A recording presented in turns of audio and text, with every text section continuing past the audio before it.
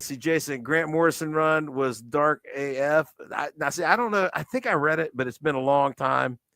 Derpy, it was both Jason, and then it was Goofy and Dark. I think Goofy, like, see, that's Goofy and Dark is the Burton movie, the first one. Yeah, and I think there's a lot of Thor has kind of gone a little goofy, but had some darker elements to it. There's kind of some balance there that you could find if you're looking for it. Derpy, I think we should have Oracle at this point. I would go for Oracle. I love. Oh yeah.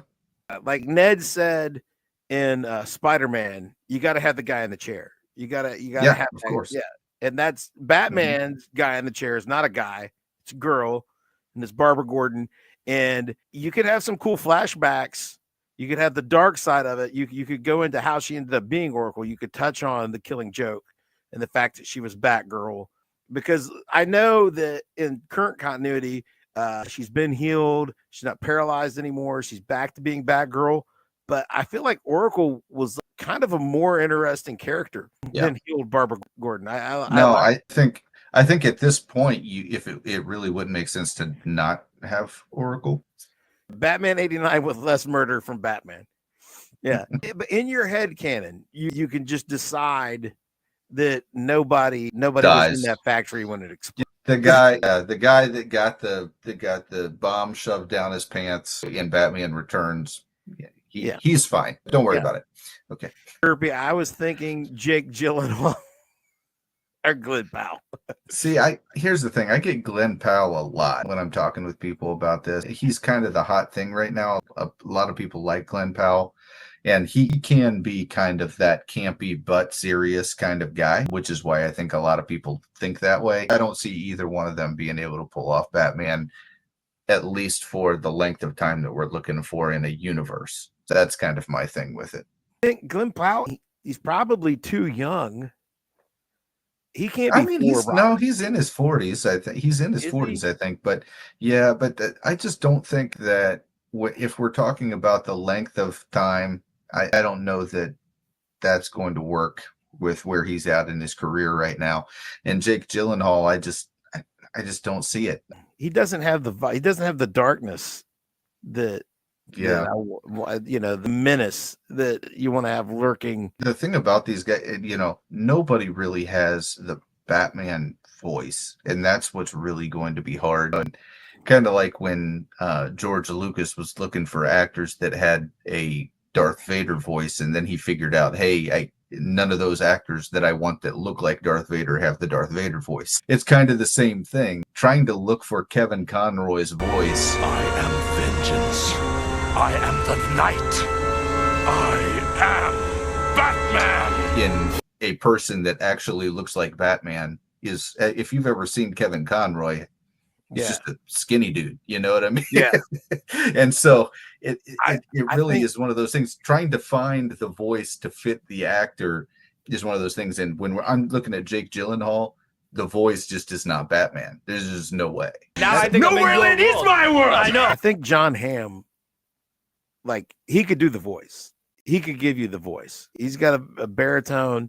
Hamm's a great actor. I think that he's a great actor, and I think he could do a great job. I worry about the length of time that he could actually act as Batman. Get out. You're making a fool of yourself. That would be the main concern I have is, what is he? I mean, I need a guy that can at least make it a decade. John Hamm, I know that he can make it 5 years. Can he make it 10? The way these slates line up, 5 years might only give you 2 pictures. That's it. You got to get all these other ones slotted in or something. But let's see. I don't know. I think they got the thing I hope they do is the Adam West narrator thing before the cliff.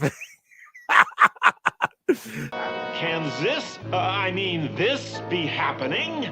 Batman being made into a pineapple frosty freezy, and Robin into a lime one? Has the diabolical Mr. Freeze outwitted the dynamic duo after all, with some fancy ice work? Hope for a miracle, and stay frozen in your seats. Until tomorrow, same time, same channel. Oh, that would Come be to the cool. same Bat Theater, the same Bat Month. Yeah.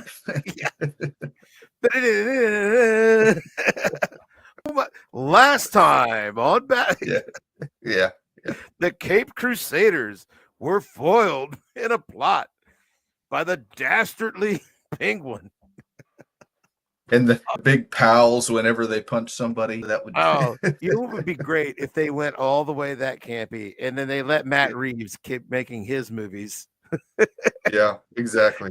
And then on one hand, you've got total camp Batman, and then you've got like ultra grounded. I'm not even really good at this Batman, just coming out at the same time.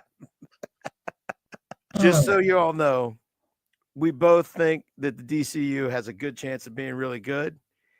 Mhm. And I think that Zack Snyder should be prosecuted for crimes against humanity because Man of Steel For sure. is an absolute atrocity. Is it the worst superhero movie of all time? I'm not in that boat, but or just the worst I'll let Dan movie talk. of all time? I think it's the second one, Tim. I think it's the second one. Hold on, we're getting more comments. That would be the difference, though. Batman versus Superman was worse. There's just no doubt about it. Yeah, there is no doubt about that. But now, see, here's the thing, and I'm different, and Tim knows this. I always hate the first movie in the bad series more than most people. And then I'm like, the second one, what did you expect? They don't offend me like other people. Like The Last Jedi, I went and saw it. Tim was just like, he was apoplectic. He was up in arms. He dug a hole and he hid in it after he saw The Last Jedi. And I literally texted him, I was like, why is everybody so upset? Because I was that upset after I saw The Force Awakens. And I know that retroactively, everybody wants to act like they hated The Force Awakens, but no, you didn't. No, you didn't, because you weren't on my side. I was hating it all by myself.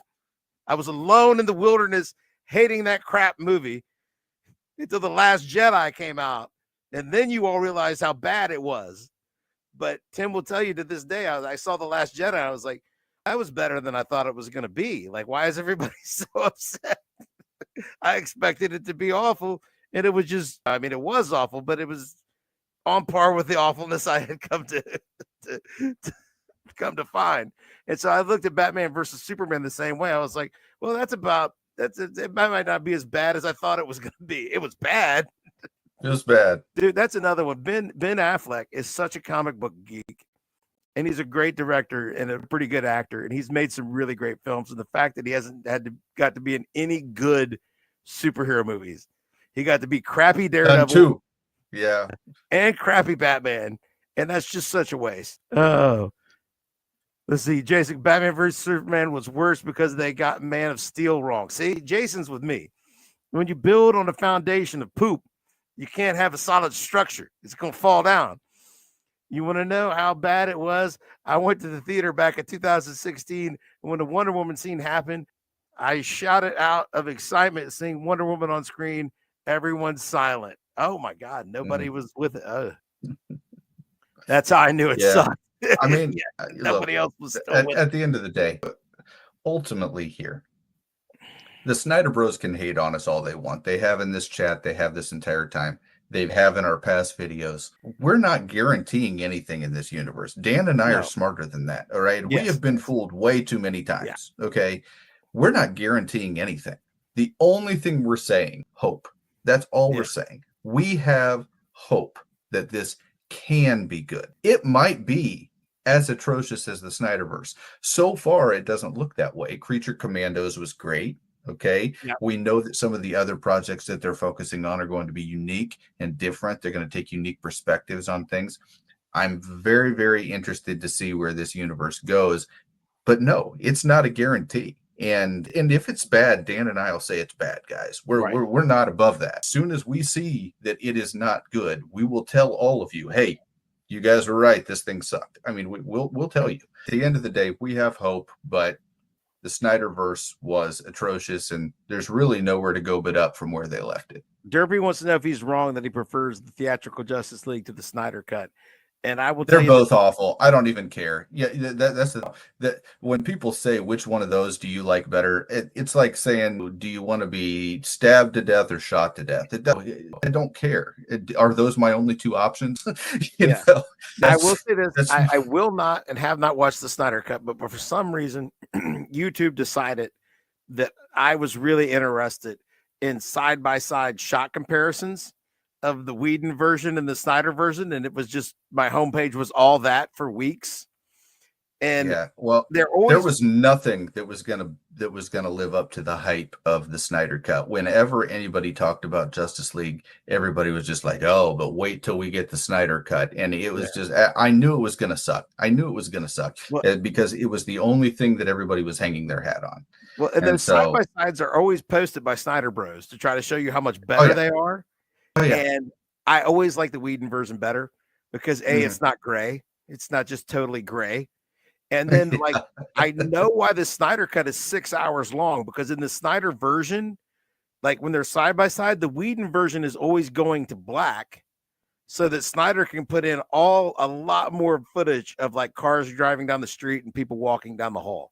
Just like people walking down halls, car driving down the street. This guy's still walking down the hall. Car drove down the street. Guy's walking up some steps. It's like, God's sake, can't he just get where he's going already? Like, why do we need all this? And now that's got to be at least an hour worth of the extra time. Oh, probably that you said they're both bad. The theatrical, they are. They're both it's better. That does help. All right, I think that we've covered it. I think we've covered it. I think that the Snyder Bros know that I did not enjoy Man of Steel. Do you think that they got the point that I did not enjoy Man of Steel? Do you think there's somebody out there who thinks that maybe I liked it? I bought a ticket to see Man of Steel in the theater, so I've been fooled before. I don't know that the James Gunn version is going to be great. I hope it'll be great. I know that the MCU is totally just fell off a cliff. So if we're going to continue to get superheroes in film and entertainment, Superman isn't just the last hope for DC. I feel like he's the last hope for superheroes in movies and television. So we need this for a long time. Guardians trilogy is the perfect example, especially Volume 3, and why James Gunn is the new hope for DC, a balance of tones. But that's just me. Guardians 3 was great. It had a lot of, like, you take something totally silly like mutated animals with robot parts, and you get just genuine, real emotion and pathos. So he can give you over the top. He can give you comedy. He can give you sorrow. And I hope he does it here. I really do think he will. I have nothing in the trailer has given me pause. I liked the flying scene. I like how quick it's cut, going from front to back. I like that yellow S on the cape, man. You can't. People talk about the trunks, right? And the trunks are a big deal. That yellow S doesn't get enough. It doesn't get enough play. Like that yellow S on the cape is a big deal, man. It's like the rug from the dude. It's like the dude's rug. It really ties the room together. It brings the costume together. It's like the webs under Spider-Man's arms. Like sometimes they're there, sometimes they're not there, but it's just always better when it's there. Here's the thing. I think Gunn went back to the Fleischer style of Superman, where Superman is nerfed to the point where people can develop their relationship with the character. Yeah, Superman wasn't really originally an all-powerful godlike being. He was really strong, but yeah, it's kind of like the animated series, the Superman the animated series, which is also very good. Followed Batman the animated series, where they had Superman wearing a spacesuit because he couldn't breathe in outer space and stuff in the cartoon, because they were just trying to dial back the earth-shattering power of Superman to where there were stakes. So maybe we will get a slightly depowered Superman. That could be good. There's a whole range. But until then, I'm Dan. That's Tim. We'll see you later. Nerd champs,